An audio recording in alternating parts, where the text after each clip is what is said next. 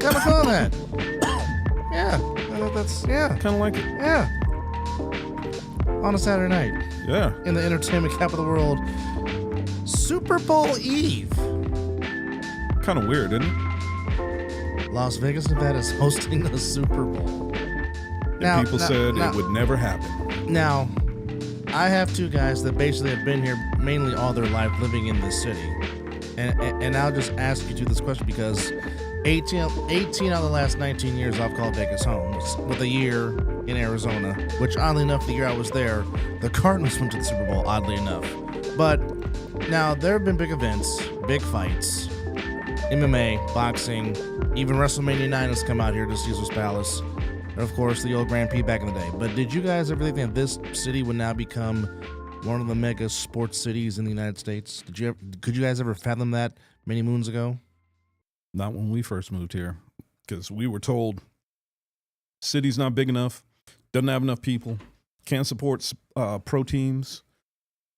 So the biggest and best we had was the Rebels. Yep. The Running Rebels. And especially when Cunningham was here. And, yeah. And I mean, of course, the Rebels with the Talkin in the heyday, of course, winning it all in 1990. Quan 5'9" is battling his voice. He can barely talk. It might sound like Kermit the Frog, but... Hello, this is Kermit the Frog here reporting for Sesame Street News. You might sound like Kermit the Frog, but not nearly as much as Mahomes does. Dang. Just saying. But now I'm born and raised here, so I mean, obviously, all my teams are from California because those are the teams that were on TV, you know? So we Lakers felt like a home team. 49ers felt like a home team. Oakland A's, like, they felt like a home team. They played all their home games here. Dodgers, I jumped on the bandwagon when Magic was co-owner. Became part of the ownership. And then they were dominating, so I stayed with them. But, you know, if A's move out here, I'll be. And not to mention the Lakers normally have their yearly one preseason matchup here, and same with the LA Kings. They would have their one. Yeah, I went to a preseason game in '88 against Phoenix Suns, and that's the same exact night they announced over the thing where Kirk Gibson hit the home run. October against 15th the A's. of '88. Yep. Yeah, so I mean, we were told that I remember everything when it comes to. Well, again, true. Let me tell a story real quick. So obviously my grandfather, God rest his soul, my hero, ultimate Dodger fan, been a Dodger fan since obviously Jackie broke the barrier in 47. So he's been a Dodger fan longer than I've been living. So oddly enough, it was Vin Scully's call on NBC of Gibby's home run. Of course, the famous brake lights in the back of the window as you see the brake lights leaving the stadium.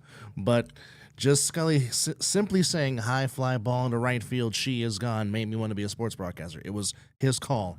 Obviously, I wasn't born in January of 82, and yes, Chris, I'm opening up a wound. I'm sorry, but it wasn't. If I would say this, if I was alive when that happened, I would have said his call of the catch of Dwight Clark's catch in 81 of the 81 championship game would have been the reason why I wanted to do it, but it was his call of Gibby's home run.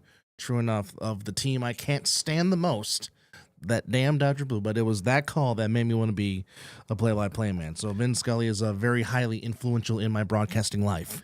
Well, you know what sucks is, I don't know why, but our live chat is turned off on the YouTube channel. Which, by the way, we do have. Well, first off, hi, how are you? Forgive me for our not introducing ourselves. This is Talkin with Dumb and Chris. I'm Double A, and of course, Chris Berry is my co-host. And as you can see, we are decked out in our team colors. Wasn't done on purpose by me.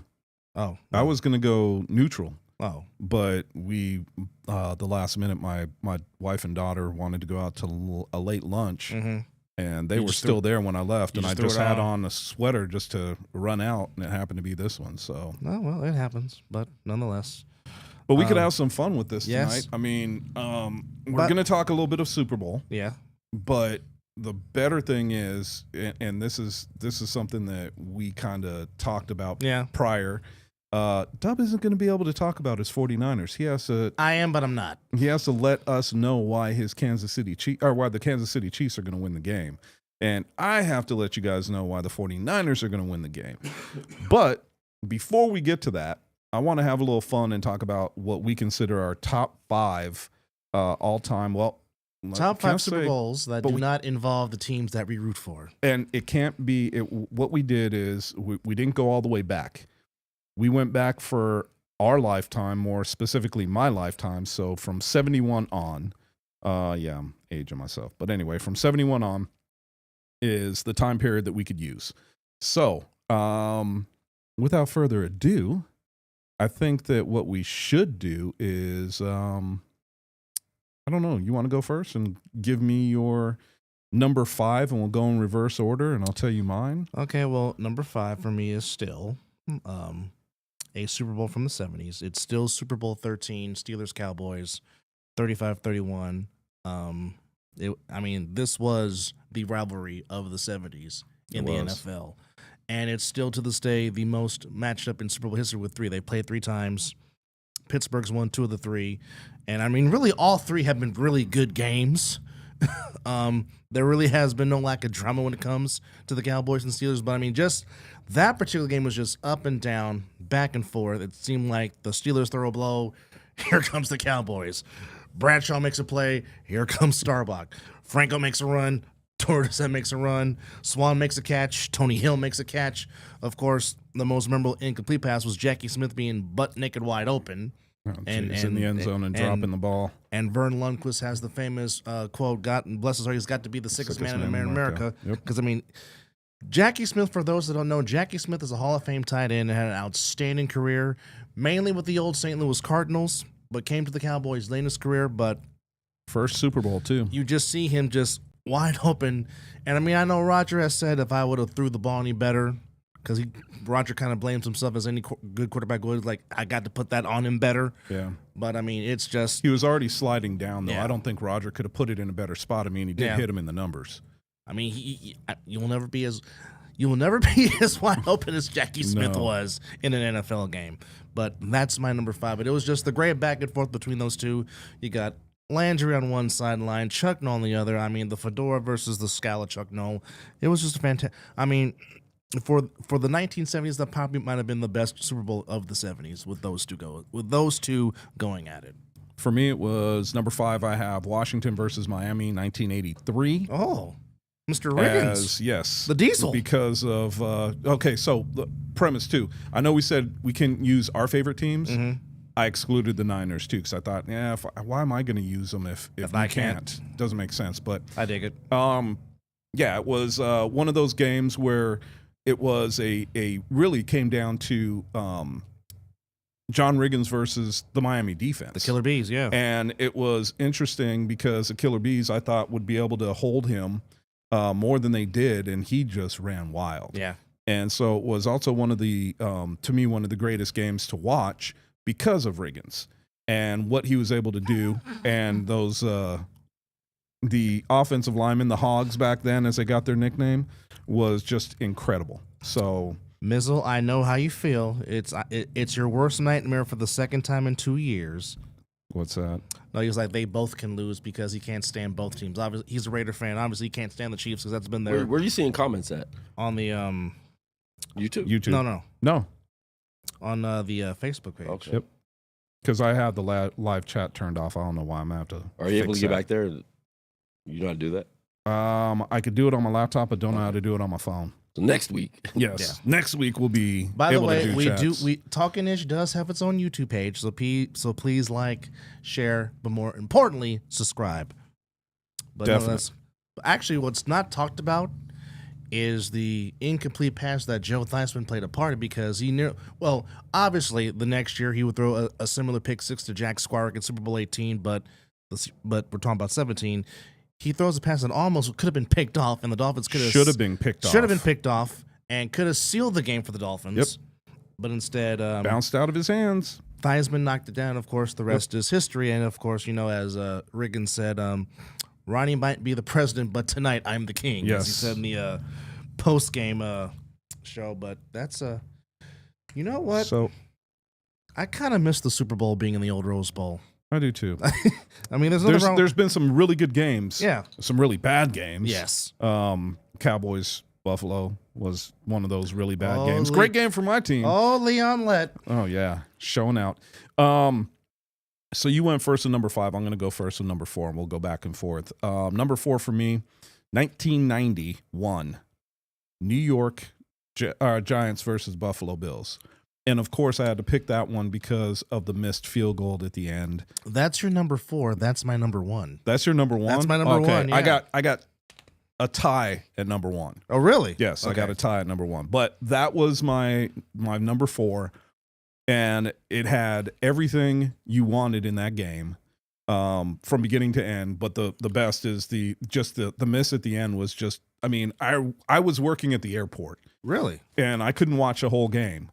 But when they're like, oh, they're driving, I closed up and went down. I'm watching it at the sports bar with probably about 150 people. Mm-hmm. And a lot of them were Buffalo Bill fans getting ready to head back to Buffalo, actually, from Vegas. Really? Wow. Yeah. So when he missed that kick, ooh, I'm man. pretty sure you can hear a pin drop. Oh, no, you couldn't hear a pin drop.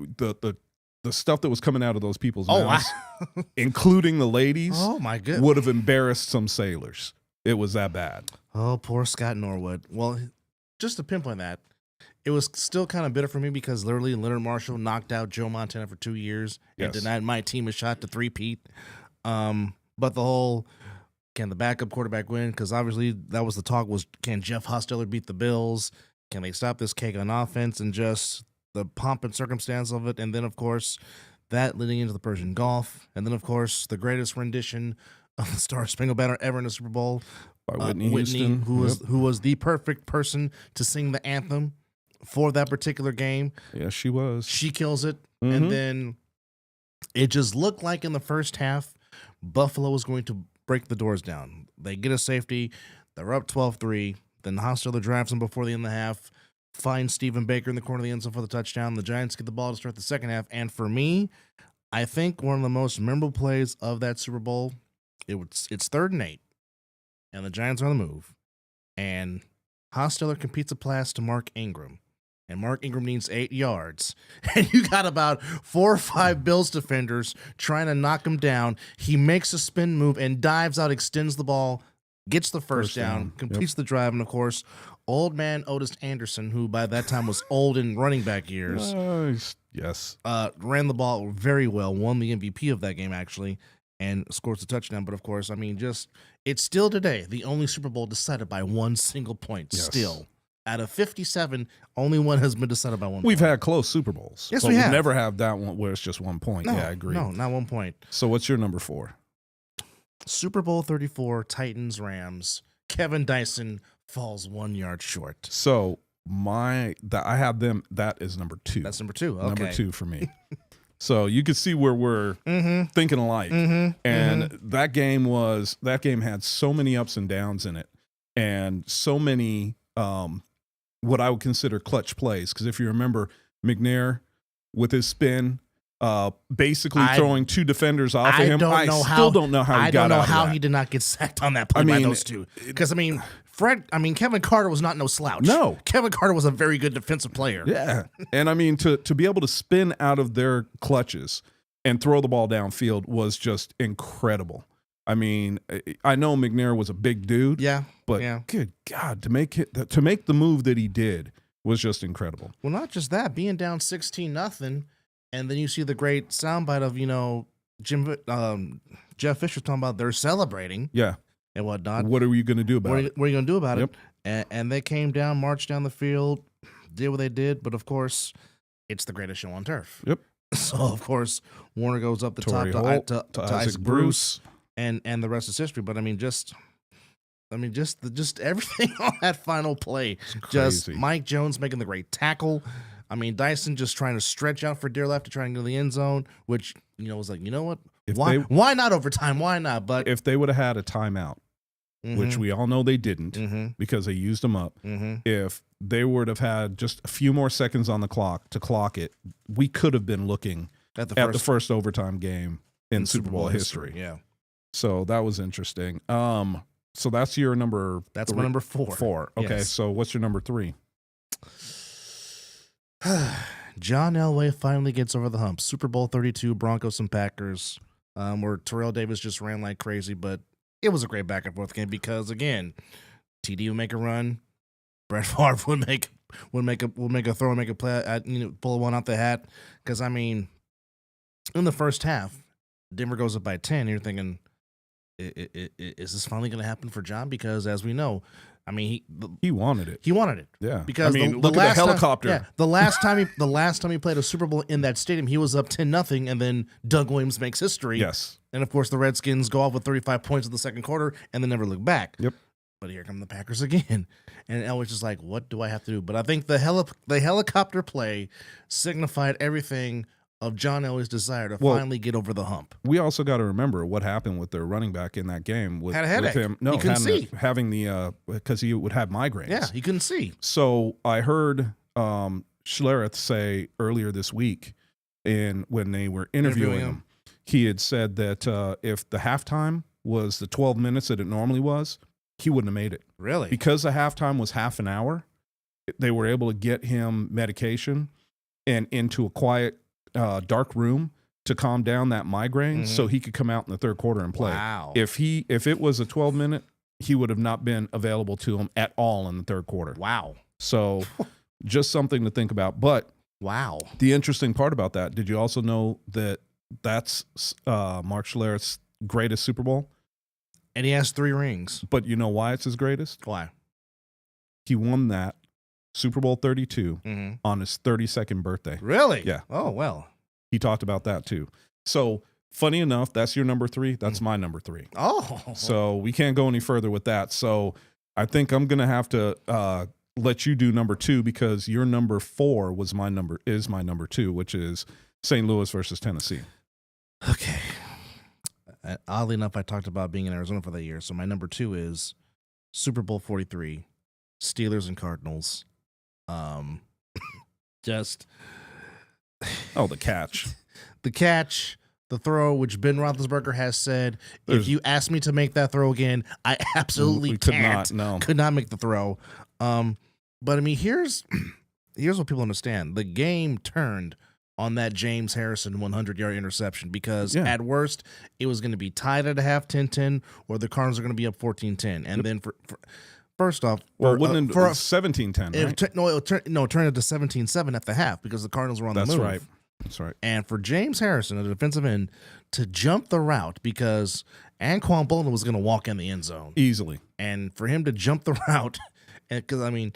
But if you remember correctly, too, that was also when they started with the zone blitzes. And so Harrison, funny enough, that was his drop back lane. So if I'm not, who was their defensive coordinator? Dick LeBeau. That's what I thought. Okay. So Dick LeBeau, great call. He must have seen something where he felt like, okay, because I mean, let's face it, Bolden was going to do a quick slant. And you're right.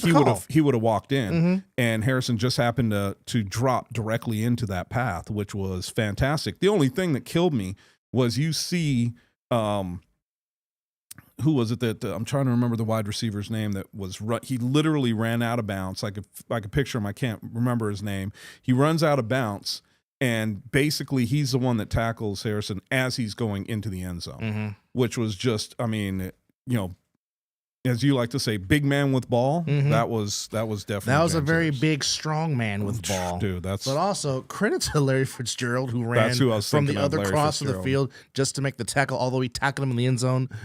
But speaking of Larry Fitzgerald, that was just a combination of one of the greatest postseasons ever by a wide receiver because that whole run that he had in 2008 was incredible, was insane. It was.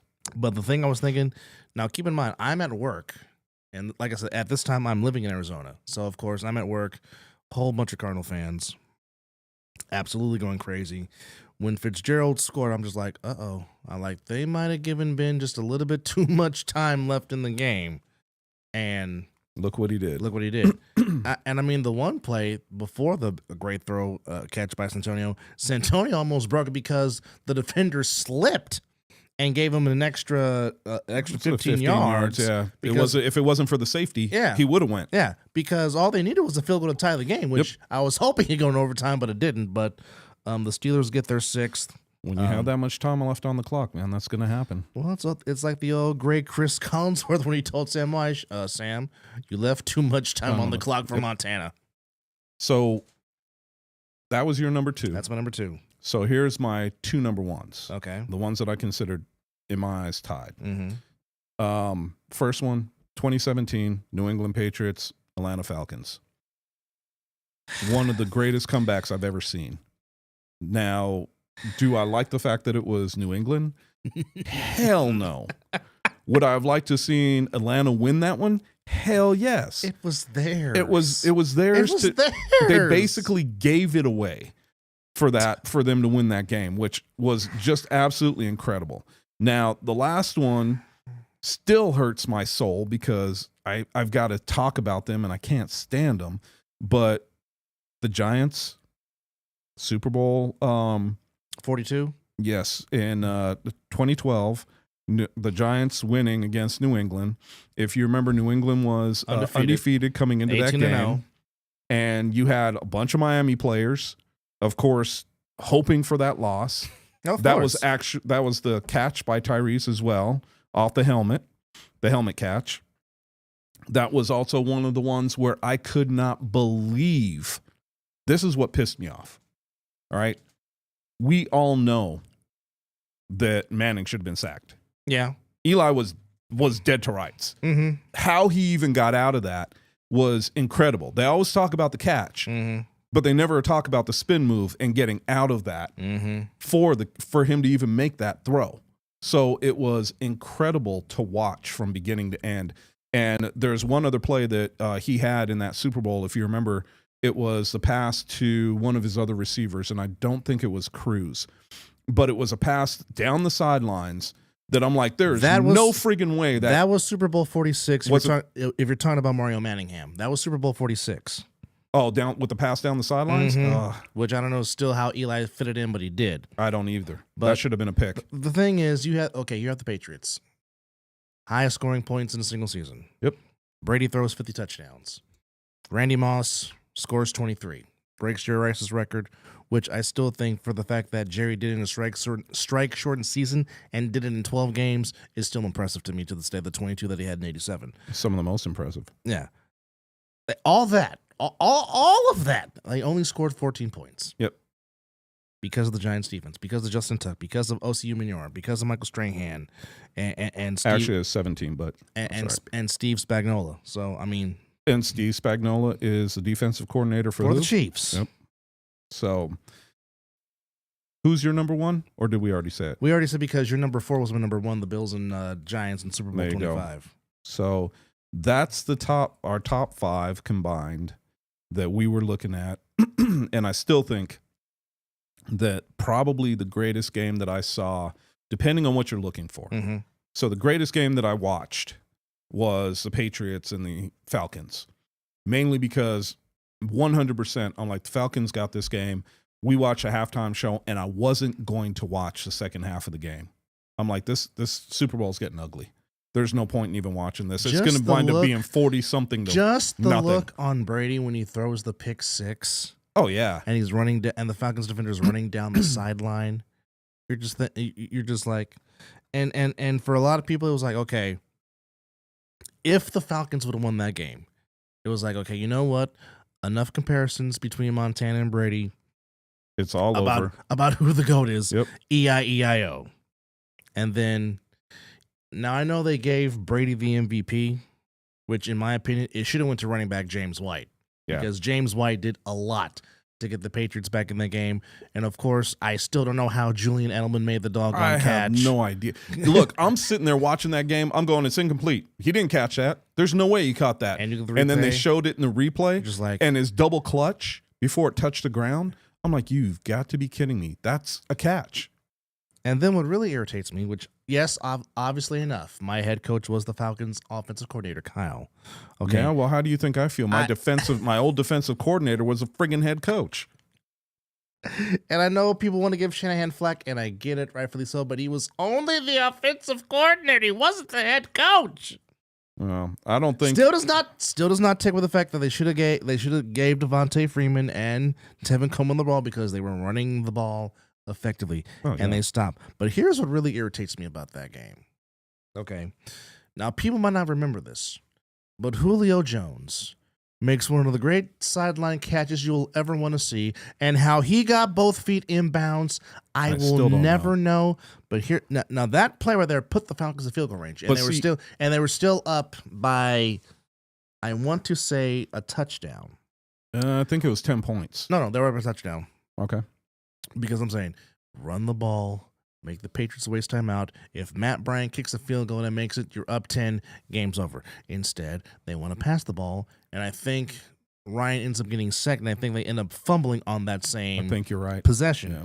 And I'm just like, If you ran the ball, that wasn't even a thing. no. But you know, and at that time, I'm thinking, is the NFL really rigged? so Do they really rig this for Brady? So my question mark is, which pass reception was better?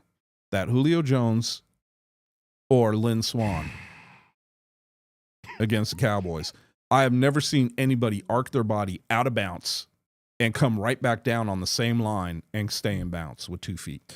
Both catches were great, but it how can you not go with Swanee? Because that's where his ballet lessons came into play. That dude. Because, again, to do all that, because, I mean, his body is clearly out of bounds. And how did he come down? He went up on an arc. And tippy-toed. And then came back down on the exact same arc and kept his feet in bounds. Because if you're the Cowboys defender, this is what I'm doing. What the? Yeah. What can I do? Can't do a damn thing. And you know who followed him with the ballet? Willie Galt. Yeah. You know, because they said the flexibility and the strength was definitely there for wide receivers. So and Willie, interesting. And Willie Galt was a lot faster than Lynn Swann. Yes, he was. Mr. Galt has an Olympic gold medal to even prove it for his troubles before he came to the NFL. Part of that classic 84 4x100s in L.A. But it's the Super Bowl. It's the Chiefs and the Niners, and I know this is going to kill you. Yeah, it is. But if you're Kermit the Frog and the Kool-Aid Man, Kermit the Frog here, welcome to Sesame Street News. But here's the thing. Obviously, welcome to KC. If I'm the Chiefs, you know the weakest link in the Niners' defensive arch is the secondary, and I would attack them. But here's my thing. My question is, okay, 87's going to get his. I don't have to worry about 87, but Rashid Rice, Valdez-Scantling, Kadarius Toney, Watson, can I trust you to make that catch when I need you to make that catch? Can I put you in that same prospect if I still had Tyreek Hill? Can you make that catch if I'm playing backyard football and trying to avoid Nicholas, Jonathan Bosa, and Chase Young and Hargraves and Armstead? If I need you to make that grab, can you do it for me? That's the question I have, because his feet's going to extend some plays, but also, come on, you got to talk about Kansas City like you're, you know. No, I am. But okay. what I'm saying is, I would attack Ambry Thomas, okay, because he's the weak link in the secondary, one of the weak links in the secondary, okay. Because anything that gets past him, he is very liable to hold, and you can get a PI on him, which has been clearly displayed. I would stay away from Tashawn Gibson and Trevarius Ward, because Trevarius Ward is a former Chief. And he's going to give you trouble. And he's going to play a big part in this game. So I gotta avoid throwing to his side. Same thing with Tyshawn Gibson. But if I can get the youngins, if I can get Jameer Brown, if I can get Ambry Thomas and attack that side, I have a chance. And also, I would pick apart what Jordan Love did and what Jared Goff did, which is, if I throw outside to the numbers, I can have success in the passing game, because if I throw inside, that's where I have trouble. So if I could just throw outside the numbers, do it that way, and give a little bit of a running lane, even though I'm not going to have Joe Thuney, which is going to hurt the offensive line, but I still got 4 of my 5 starters, and if I can get some holes for Pacheco, because if Pacheco can control the pace, I don't have to throw it 50 times to get us a win, because I want to try to be as balanced as possible, because Pacheco is a dog in that backfield, and he's gotten some big runs for KC. So my thing is, throw outside the numbers, attack Ambry Thomas, and try to go up top over the rookie safety and get my guys to go deep. Because like I said, I know what I'm going to get from 87. Yeah. It's the other guys. Can you get there when I need you? So with me, let's start on the defensive side of the ball first off. Joey Bosa is probably going to be one of the biggest pieces that I'm going to look at. I need him to really put pressure on Mahomes. The problem with it is, there's a couple of problems. Nicholas Jonathan Bosa, not Joey. Yeah, sorry. Nicholas, sorry. Nick Bosa. The only reason I said Joey is because I was reading a thing earlier today that the Cowboys should trade for him. I'm like, yeah, I don't think that's going to happen. Going to have to give up 2 firsts to get him. Not with Mike Zimmer's your DC. Actually, it's Mike Zimmer that he kind of brought it up. Oh, yeah. really? Okay. So anyway, that's part of Bosa's part of the problem. Defensive tackles are another problem, especially because I don't think I think that Kansas City's offensive line is going to have problems blocking them. So I think that the one-on-one matchup is the one-on-ones are going to be huge. If they're going to exploit holes, they're going to have to do it on combination blocks. It's going to have to be downhill running. And I think that the defensive line is actually going to hold up better against Kansas City's offensive line. So I want to take away the run, first and foremost. If I can do that, which was tough because, as you know, the Lions showed that it is possible to run on the 49ers. So that's concerning. But now I flip it, and let me go to the offensive side. The scary part that I have is Debo healthy? That's part of the because to me, I'm running my offense through Debo. But if he's not healthy, that's a big concern of mine. It's funny you mentioned his name, and I'll explain later on why. Okay. CMC, I know what I've got with him. I know what I'm going to get with him. Brandon Ayuk, I know what I've got with him. But I also know that Kansas City in their secondary is going to try to take away 2 players. They can't take away all 4.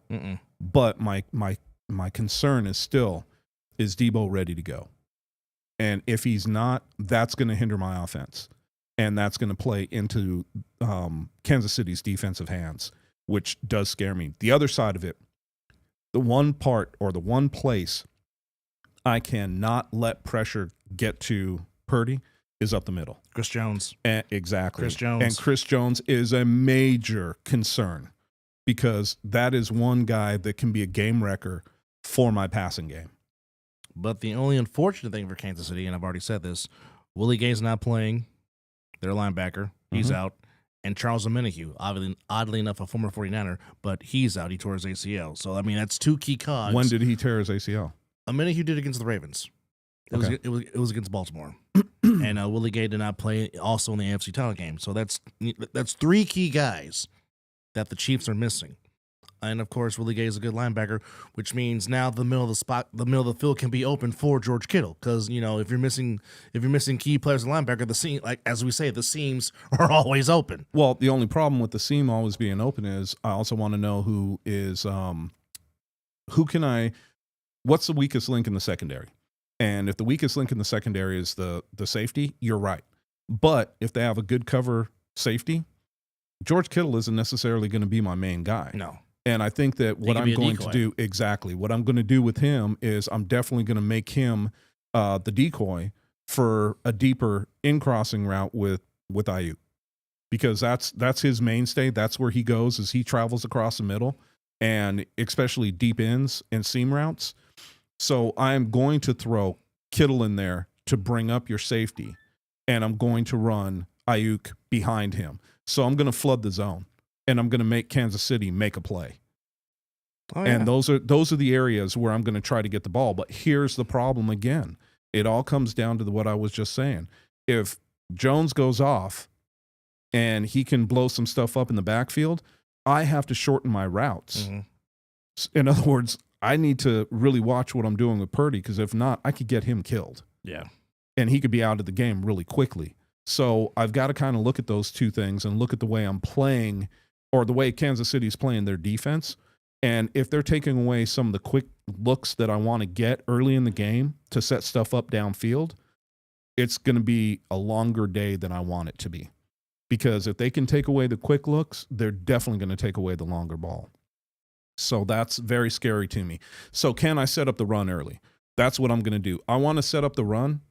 I want to run the ball to set up the pass. And if I can't run the ball to set up the pass, it's going to be some of the things that I'm going to have to do in my own head to kind of change that. If I'm Shanahan, I'm going to have to really take a look at what I can do, especially if Debo's ready to play, because I need Debo and Ayuk in this game to be able to run their routes to open up the middle for Kittle. Why did I say Kittle? Kittle, and to open up the seams. Because if I can't throw the ball there, as a 49ers, I'm in trouble. Mm-hmm. You're not wrong on that. So I want to come out in certain looks. I want to make sure that I can, one of the first looks I'm going to give them is if Debo's healthy, I want him in the backfield with CMC. And if I can do that and get him on a linebacker, now I can get him very easily up the seam for a deep ball. If the jet sweep is working like it was in Super Bowl 54 with Debo, Mm-hmm. and the run game is working like it was in 54, if I'm Kyle, don't be stubborn. Don't be hard-headed. Stick with it. If it's working, don't go away from it. Because, again, you don't need Brock to throw the ball 35-plus times to win the game. If you can keep it 30 and under, and then their magic number is to run the ball at least 30-plus times, if there's balance, they have a very good chance to win this game. Because, like I said, this is not the same Chiefs offense that can score At will. At will. No. The Chiefs only average 21.9 points a game. The Niners average 28.9. So that's a 7-point difference right there. And of course, we talked about for verbatim, the Chiefs' run defense is ranked 18th. And the Niners running offense is ranked 3rd in the NFL. But what is the Niners defense ranked for passing? It's in between top 10 in the teens, but the Chiefs' pass defense is ranked 4th. That's why I'm saying the run is going to play a huge part for the Niners in this game. But see, where I would look at that, you were saying under 30. So for me, I'm thinking passing for Purdy, 25 tops. Mm-hmm. And it has to be 35 plus on the run side.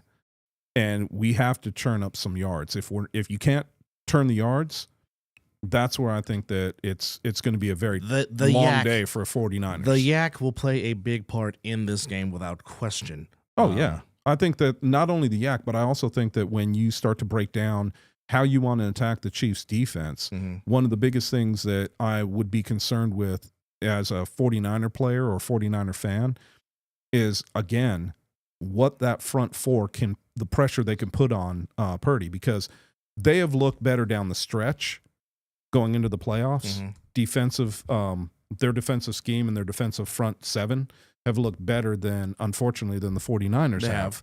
And it has been concerning because the 49ers, you could use your front four to generate that pressure. Correct. And I haven't seen that in the last 4 games from them on a regular like they were during the middle of the year. Something Steve Young said on the Rich Eisen show when he was with Rod Woodson, and I really agree with Steve on this. And Rod Woodson, when was he with Rod Woodson? I'm only curious because Rod Woodson was at the party on Wednesday night. I don't know what day it was, but they both were sitting side by side on the Rich Eisen show.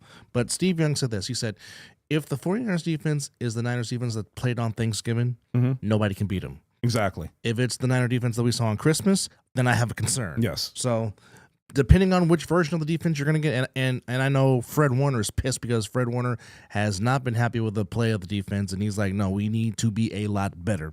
And I think the defense is going there with a keen focus. But for me, it's you got to win the one-on-one matchups, and you have to. This is the reason why they traded for Chase Young, they signed Randy Gregory, and they signed Hargraves. Those 3 guys. This is why we brought you here for this game right here. So now you have to earn your money now.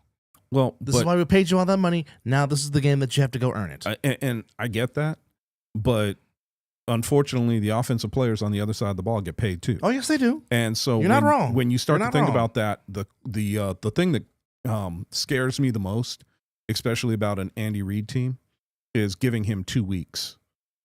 2 weeks to come up with plays, 2 weeks to look at your defense, and 2 weeks to come up with your the areas that you were the softest at, and to take advantage of them.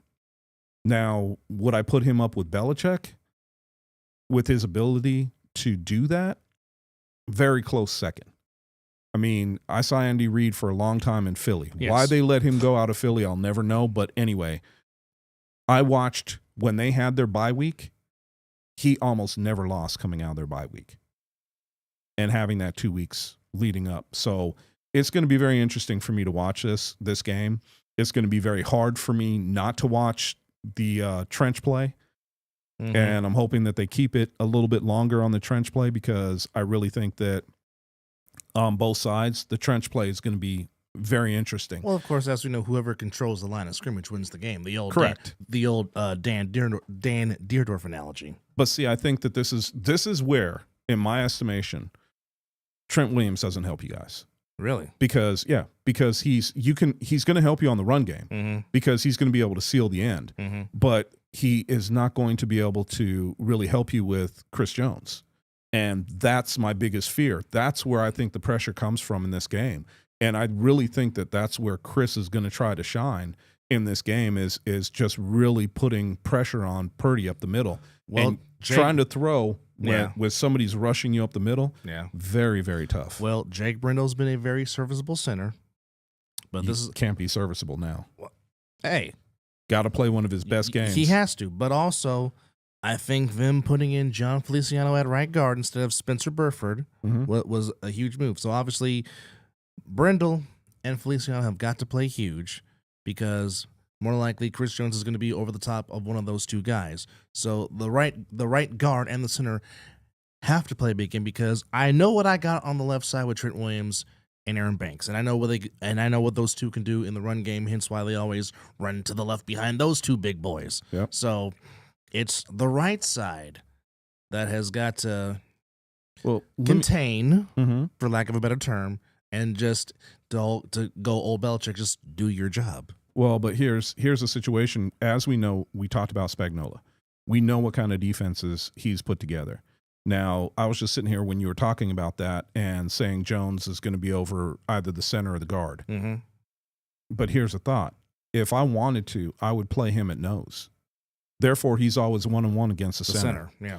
Now, what does that give me? It gives me the capability of blitzing my linebackers off either A or B gap. And if Chris Jones is controlling the center, you're basically having 5-on-5. And if you want to overload, you've got 6-on-5 with a blitzing linebacker. Does that leave somebody open in the secondary? Correct. But I know I've seen Cowboys play against Spags defenses in the past, and his blitz packages are interesting because he brings them when you least expect it.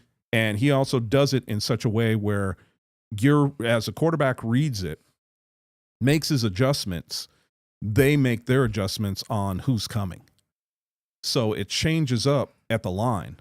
So, and that's what I saw. I don't know if you recognize that when they were playing the Ravens. They did a damn good job with that because every time Lamar wanted to step up to run, he couldn't. There was no lane for him to step up to. He basically had to backpedal. Play backyard football. Exactly. And try to run around the sides, one of the corners, and he couldn't do that either. So that's why I think this is going to be interesting because they don't have to play the contain like they did with Lamar. And if they want to clog up the middle and keep you guys from running up the middle, I think that it is a possibility. That's why I think CMC around the corner off the edge is probably your best bet to gain yards tomorrow. This is such a great chess match because that's what it really is. It really is a chess match. Quan, with whatever voice you got left, give me your thoughts real quick. I said it yesterday, said it today, 37-20 49ers. Who's your MVP? CMC. I'm sorry, did you say 37-24? 37-20. 20, okay. 49ers. Oh, that's why I got the 4. Okay, my bad. You know, I the hardest thing for me is I think if 49ers don't make mistakes, they're easily the best team in this game. All around. When they're Kansas playing, City did not score a point in the second half of the AFC Championship. Correct. They did not. And when they're playing, when the 49ers are playing their best ball, they are by far they're the better team. Snuck into the Super Bowl by playing 2 horrible games. I would agree. I don't think they're playing 3 horrible games in a row. Well, I mean, the biggest thing about the horrible games, and we can all sit here and agree with this, is most of the time it comes down to adjustments at halftime. And realistically speaking, that even in itself is bullshit. It really comes down to adjustments on the fly during the game. Yep. And it all comes down to what are you flexible into doing when you're playing against a team like the 49ers offense or vice versa, the Kansas City offense. Really, in my eyes, this comes down to who can hold their opponent the opponent's offense the best. What defense is going to step up the most? That's going to be your winner. Now, what I've seen out of, we just said it, what I've seen out of the 49ers over the last 5 games has not impressed me. Their first games this season, all the way through mid-year, holy shit, I don't want any part of that defense. But what I saw near the end of the season kind of scared me because it left me, and what I saw against Detroit was a lot. It got the luster fell off. It got of it. better in the second half because they outscored them. They held them to 7 points in the second half, and it wasn't until the end where the Lions finally scored. So No, there's a lot of pressure on Steve Wilkes. I agree. Ton of pressure on Steve Wilkes. I agree, but I think that when you talk about that, as you said it, I mean, yes, there's a lot of pressure, but I think that the other side of this that we really have to take into consideration, as I said, is this 2-week time, this 2-week period to make your game plan and to come out and see what the defense is going to give you as an offense, but also to see what the offense is going to give you as a defense. And it's going to be very interesting because they say the first 15 plays are scripted with most NFL teams. Are we Correct. going to see those scripted plays? Or are we going to see those adjustments early on? And I think it all comes down to A, who gets the ball first, and B, the probably most important, how can you move the ball? What is the defense allowing you to do? And the craziest thing that I can say about both defenses is neither one of them are great at mobile quarterbacks. No. And the thing that kills me the most watching is Mahomes' ability when you think he's running the friggin' ball and you're trying to give, you're trying to go to him and you're covering a man and you think, okay, he's past the line of scrimmage, his ability to throw the friggin' ball just before he crosses the line of scrimmage and makes you make that commitment, and now his guy's wide open. His arm strength is ridiculous. His Ability to avoid getting sacks is ridiculous, which is you have to keep your head on a swivel. You have to. And if you're playing man, you're in trouble. Yes. Because the minute you turn your head and he doesn't see anything open, he's gone for 30 yards. Yeah. And his ability to throw off platform, in other words, sidearm, over the top, just about any which way he wants to throw the ball. I'm waiting for him to make a completion behind his back. We know that he's done it left-handed. Mm-hmm. So, I mean, this guy has shown everything that he has, and I'm just curious on what's going to happen because Mahomes is the one quarterback in the NFL that I can honestly say he can put the team on his back and get to where he wants to go. Josh. JP from the All Pro Jaffos, friends of ours. By the way, go subscribe to their page, the Prenated Brothers Productions on YouTube. He says, Country K says 3-0 Chiefs, Harrison Buckner the MVP. Anyhow. I got to love Josh. So we'll say my prediction for last because obviously, you know who I'm picking. But Chris, your prediction for Super Bowl 58. There's going to be a winner and there's going to be a loser. It's my prediction for Super Bowl. No, my prediction for the Super Bowl is actually I think that this is probably going to be like we talked about close games. Mm-hmm. I really think this is going to be a close game. I am actually going to piss both of you off and say the Chiefs 34-31. Well, that's your opinion. That's your opinion. I think that's how close this game could wind up being. Now, if somebody's defense doesn't show up, it can be a blowout because I think both offenses have the capability of putting up points. Well, I've been on this score all week. I've said it on the Jaffos. I've said it on the Mizzle and Dub show. I'm going to keep the same score. Obviously, I'm picking the red and gold, but the score 34-21 just has been in my mind for whatever reason.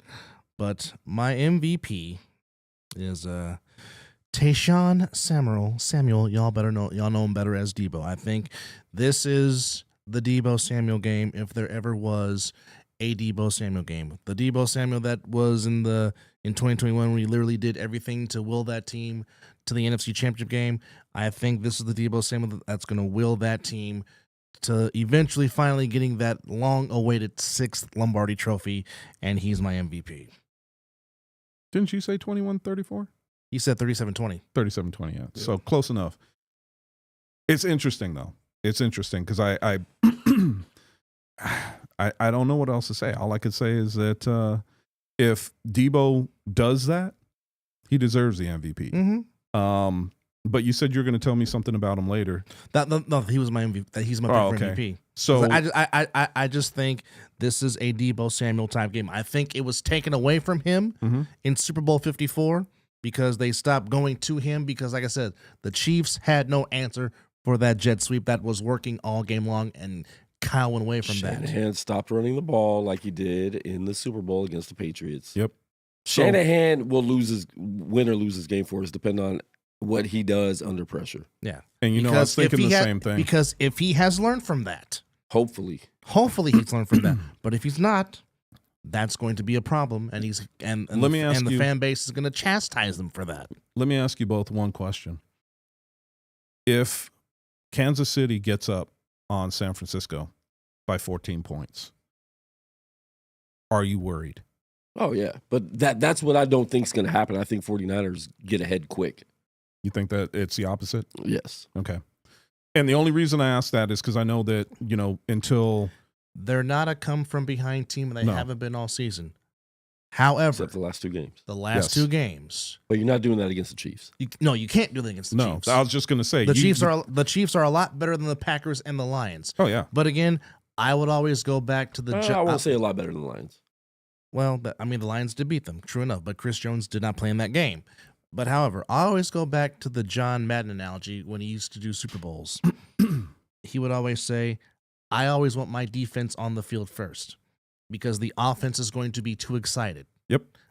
The defense can be excited because they're ready to play. Yep. So if I'm the Niners and I know Fred Warner's going to call the coin toss because they are the visiting team, he's always going to call tails. And if they call tails, I guarantee you they will defer to the second half because you want your defense to be out there first.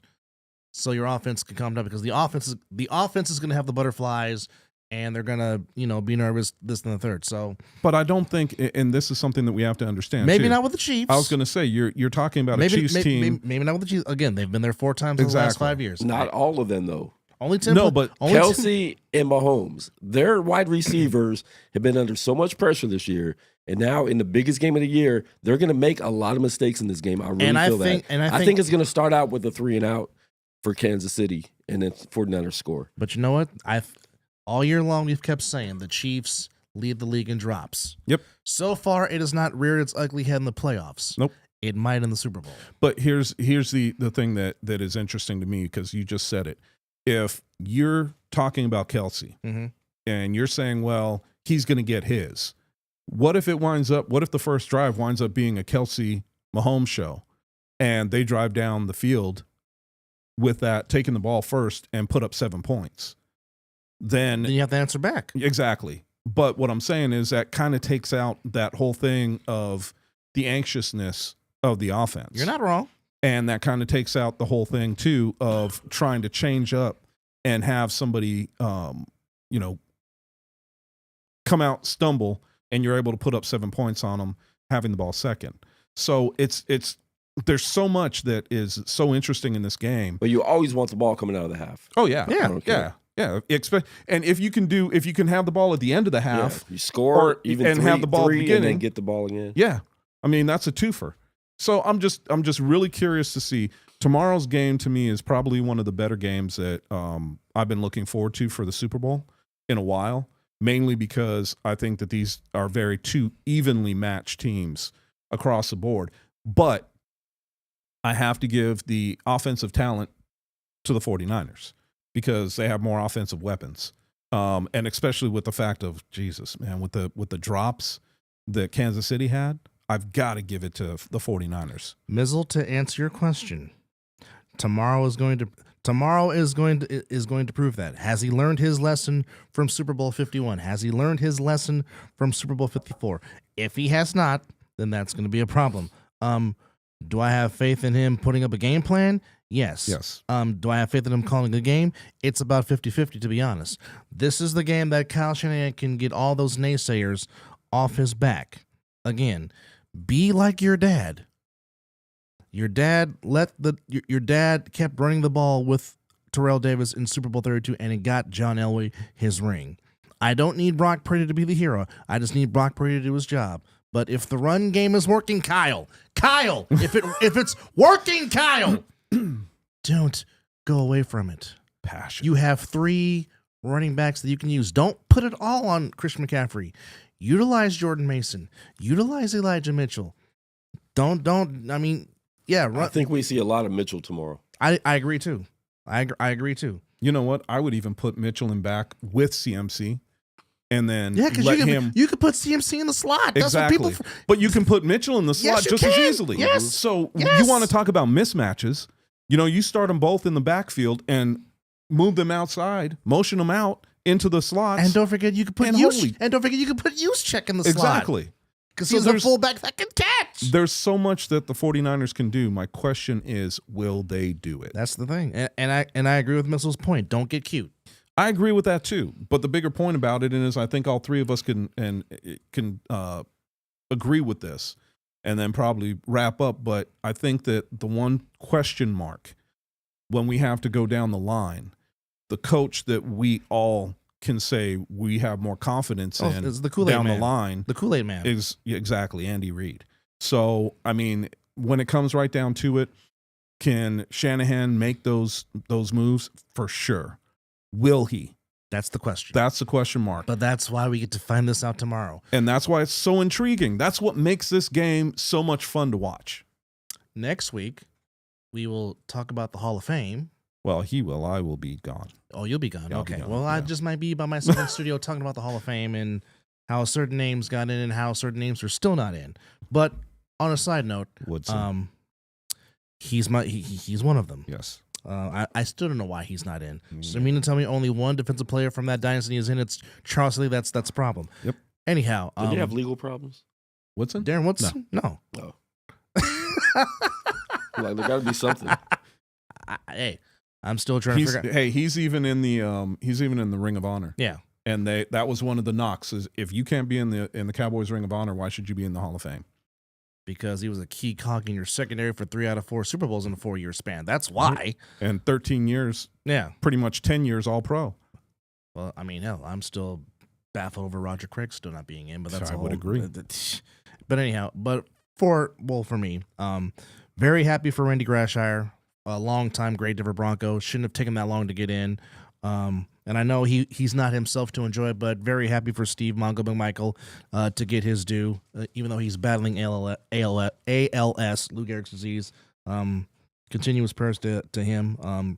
It was nice that his former teammate Richard Dent got to call his wife and tell him that you're into the Hall of Fame. Fantastic. P. Willie, I thought because you didn't play long that was going to be against you, but you're in the Hall of Fame, so another Niner in the Hall of Fame, which is great. Happy for Patrick Willis.